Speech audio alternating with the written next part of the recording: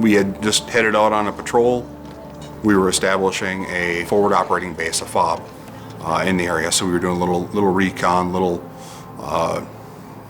getting to know the locals. And 60, 70 yards down the road, hard left, and about 20, 30 yards after that, my brain stops recording. Somewhere about 100 yards after the turn, we ran across an IED. Of the 5 Marines in the vehicle, 3 died immediately. 1, he passed away 9 months later. I am the sole survivor of that attack. Literally broken head to toe. Broken leg, 2 broken ribs, broken shoulder, head injury, 2 blood clots, brain surgery in Baghdad.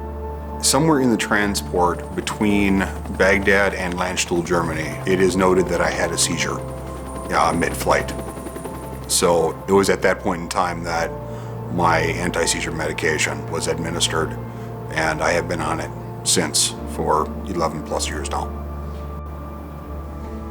We have many veterans who are developing epilepsy years after they come back from war, and we need to figure out some way to help them, because when we talk to these people, we hear that their seizures are one of the primary things that set back the rest of their rehabilitation, regardless of the rest of their injuries.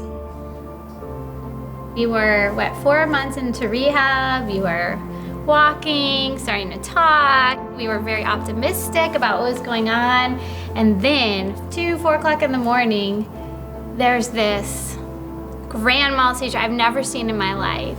I just was like, what in the heck is going on? This is, I can't believe this is, I get so scared, terrified. I woke to horrible gurgling noises and thrashing about in the bed, and I just thought, why? Why have we come this far to have him die today? You have someone who's recovering nicely, and then they have a seizure. The seizure itself can disrupt their recovery, but then the medications and treatment afterwards do further harm to their rehabilitation trajectory.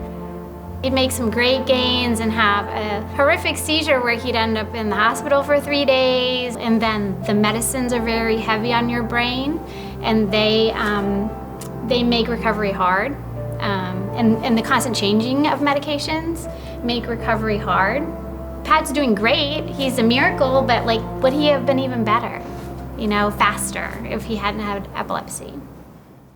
We as scientists have to develop better models to study the effects of head injury and the link between head injury and epilepsy, so that we can actually get a handle on the processes that makes a brain develop post-traumatic epilepsy. CURE recently received a grant from the Department of Defense to continue our commitment to the study of post-traumatic epilepsy. This one is a focused team science approach. Researchers typically sit in their labs individually working on a problem. We're going to force them to come together, share their data, share their ideas, and we believe that this moves science forward faster. Engineers, mathematicians, biologists, chemists, people who can actually put all of this together, dedicated people, all advised by clinicians who actually know what the biological problem is in terms of the patients. The funding from the Department of Defense and CURE will really be in a fantastic position to make a great change in the field. I'm excited about this research for other people that have traumatic brain injuries going forward, whether it be in a car accident or, God forbid, another war. They don't have to suffer like this, and their brain injury recovery can be so much better. We have post-traumatic epilepsy from people who have tumors or stroke or viral infections, and it's likely that the mechanisms that change a brain from a normal state to an epileptic state after some kind of injury are common. So anything we learn in this research can be broadly applied to any acquired epilepsy. Within the last 10 years or so, I think there have been a really a sea change in how people view epilepsy research. Cure has been truly fundamentally important in this. It was inspired by mothers and fathers who were really frustrated by the status quo. I think that gives Cure a unique set of credentials.